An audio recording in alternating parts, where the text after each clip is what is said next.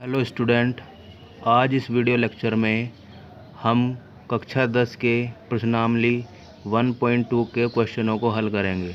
इसमें आपको पहला क्वेश्चन दिया है, निम्नलिखित संख्याओं को अभाज्य गुणनखंडों के गुणनफल के रूप में व्यक्त कीजिए। तो आपको जो है ये दो नंबर दिया गया है 140। आपको इसके प्राइम फैक्टर लिखने हैं, तो इसको प्राइम नंबरों से ही डिवाइड करना है। 2 से डिवाइड करेंगे, 2 सत्ते 14, 70 आ जाएगा।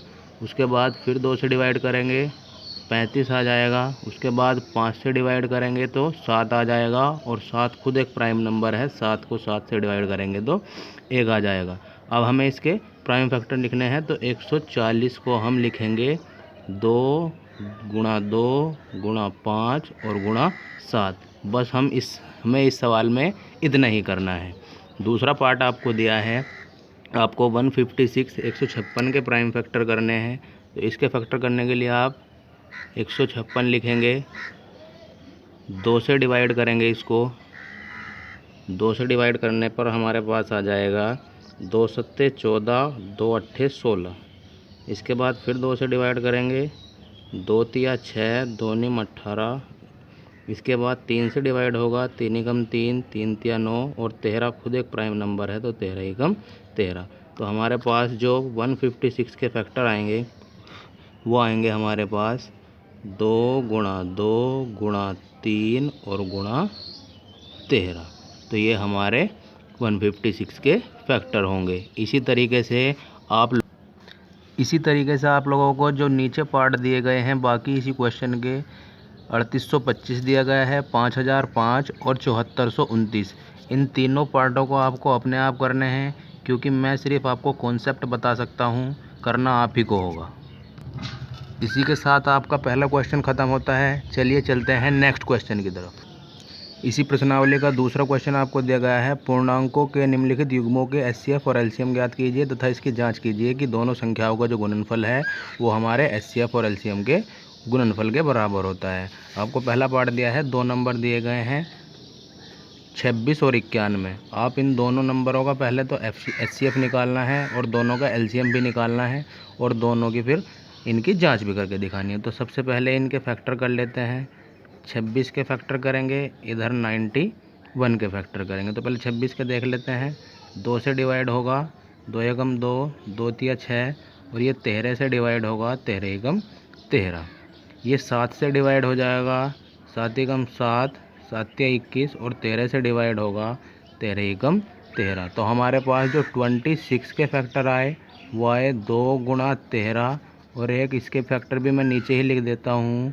91 के हमारे पास फैक्टर आए 7 गुणा 13। अब हमें एचसीएफ निकालना है। हम पहले से जानते हैं कि एचसीएफ हमारे कॉमन वाले फैक्टर होते हैं। तो एचसीएफ बराबर वो होता है जो दोनों में हो। तो हमारे पास क्या है, 13, यानी कि 13 जो नंबर है वो दोनों में है। तो हम दोनों का एचसीएफ कितना आ जाएगा, 13 आ जाएगा। अब अगर हमें एलसीएम निकालना हो तो एलसीएम के लिए क्या करते हैं, जो कॉमन हो सबसे पहले वो लिखते हैं एक बार, उसके बाद जो बचे उन नंबरों को लिखते हैं। तो ये हमारे पास ये आ जाएगा। इन सभी की मल्टीप्लाई करेंगे, 13 दूनी 26 हो जाएगा, गुणा 7, 7 छिंग 42 को हमारा 2 आ जाएगा, हासिल लगे 4, और 7 दूनी 14 और 4 18, 182 हमारा एलसीएम आ जाएगा। अब हमें इसकी जांच भी करके दिखानी है, तो उसके लिए हमारे पास फॉर्मूला है N1 गुणा N2 बराबर आना चाहिए HCF गुणा LCM के। तो N1 जो है वे दोनों नंबर हैं हमारा 26, यानी कि पहला नंबर, और दूसरे नंबर की गुणा करने पे हमारे पास HCF और LCM जो आया उस दोनों की गुणा के बराबर आना चाहिए। तो चलिए इनकी गुणा कर लेते हैं। अब सबसे पहले हम 26 की और 91 की गुणा करेंगे। 26 ही कम हमारा 26 हो जाएगा, 26 को 6 का हासिल लगे हमारे 2 लग जाएंगे, और 26 नियम होते हैं हमारे 234 और 2 हमारे हासिल के हैं तो 236 हो जाएगा ये हमारे पास। इधर इन दोनों की मल्टीप्लाई कर लेंगे, 13 दूनी 26 को 6 का हासिल लगे 2, 13 6 78, 13 7 91, 13 8 104, 104 और 2 106 हो जाएगा। ठीक है, हासिल लगेंगे हमारे 10 और 13 कम 13 और 10 ये हमारा 23 हो जाएगा। तो ये दोनों नंबर हमारे बराबर आ गए, यही हमें सिद्ध करना था। तो यहाँ लिख देंगे हम हैंस प्रूव्ड। तो हमारा इसी के साथ ये सेकंड क्वेश्चन भी कंप्लीट हो चुका। इसी सेकंड क्वेश्चन में आपको 2 पार्ट और दिए गए हैं, 2 नंबर दिए हैं 510 और 92, और तीसरा पार्ट है आपका 336 और 54। लेकिन ये दोनों पार्ट आपको अपने आप करने हैं, क्योंकि मैं सिर्फ आपको कॉन्सेप्ट बता सकता हूँ, करना आप ही को होगा, आप ही को प्रैक्टिस करनी होगी। तो चलिए अब चलते हैं नेक्स्ट क्वेश्चन की तरफ। क्वेश्चन नंबर 3 है इसी प्रश्नावली का, दिया है अभाज्य गुणनखंड विधि द्वारा निम्नलिखित पूर्णांकों के एचसीएफ और एलसीएम ज्ञात कीजिए। और आपको पहला पार्ट दिया है, 3 नंबर दिए हैं 12, 15 और 21। तीनों के हम क्या करेंगे, प्राइम फैक्टर निकाल लेंगे, 12, 15 और 21। इन तीनों के अलग अलग प्राइम फैक्टर निकालेंगे। 12 हमारा 2 से डिवाइड हो जाएगा, 2 6 का 12, 2 से फिर डिवाइड हो जाएगा, 2 3 6 और 3 से डिवाइड होगा तो एक बार। इसके बाद 15 के फैक्टर करेंगे, 15 हमारा 3 से डिवाइड होगा, 3 पंजे 15 और 5 खुद एक प्राइम नंबर है तो 5 ही कम 5 हो जाएगा। 21 हमारा 3 से डिवाइड होगा, 3 सत्ते 21 और 7 खुद एक प्राइम नंबर है तो 7 ही कम 7 हो जाएगा। इसके बाद हम क्या करेंगे, इन तीनों के फैक्टर लिख लेंगे अलग अलग। तो 12 के हमारे पास आए 2 गुणा 2 गुणा 3। इसके बाद हमारे पास 15 के फैक्टर आए 3 गुणा 5, और 21 के हमारे फैक्टर आए हैं जी 3 गुणा 7।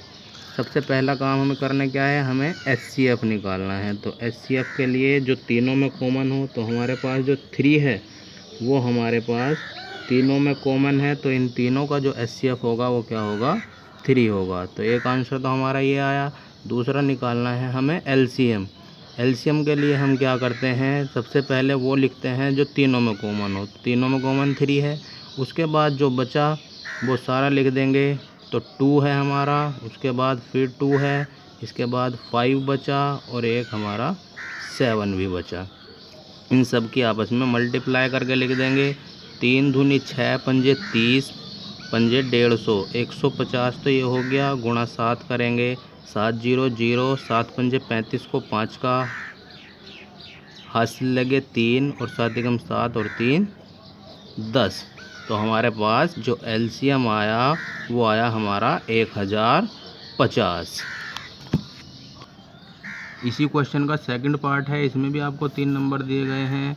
तीनों नंबर दिए हैं 17, 23 और 29। तो सभी के फैक्टर लिखेंगे। 17 खुद अपने आप से डिवाइड होता है, क्योंकि 17 खुद एक प्राइम नंबर है। ऐसे ही 23 भी अपने आप से ही डिवाइड होता है, क्योंकि 23 भी क्या है, एक प्राइम नंबर है। और 29 भी केवल अपने आप से ही डिवाइड होता है, क्योंकि 29 भी एक प्राइम नंबर है। तो हमारे पास इन तीनों के जो फैक्टर आए, 17 के फैक्टर होंगे 1 गुणा 17। इसके बाद हमारे पास 23 के फैक्टर होंगे 1 गुणा 23, और 29 के जो फैक्टर होंगे वो होंगे हमारे पास 1 गुणा 29। इन तीनों फैक्टरों को अब हम देखते हैं कि हमें इसका एचसीएफ निकालना है। तो एचसीएफ के लिए हम क्या करेंगे, एचसीएफ बराबर, देखो एक जो है इन तीनों में कॉमन है, तो इनका जो एचसीएफ होगा वो हमारा 1 आ जाएगा। लेकिन अगर हमें निकालना है इनका एलसीएम, तो एलसीएम निकालने के लिए क्या करेंगे, हम इन तीनों की मल्टीप्लाई कर देंगे। 17 गुणा 23 और गुणा 29, इन तीनों की मल्टीप्लाई करके लिखेंगे। 17 51 को 1 हासिल लगे 5, 17 दूनी 34, 34 और 5 39। इन दोनों की मल्टीप्लाई ये आई, गुणा करेंगे 29 में, और इन दोनों की अब आपस में इन दोनों की जब मल्टीप्लाई करेंगे तो हमारे पास आंसर आएगा 11,331। ये आंसर हमारे पास आएगा। तो इसी क्वेश्चन का एक पार्ट और है जिसमें आपको 3 नंबर दिए गए हैं 8, 9 और 25।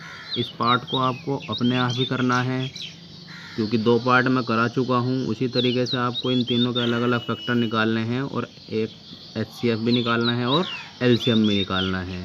तो आज की वीडियो में इतना ही। मिलते हैं नेक्स्ट वीडियो में अगले क्वेश्चनों के साथ में।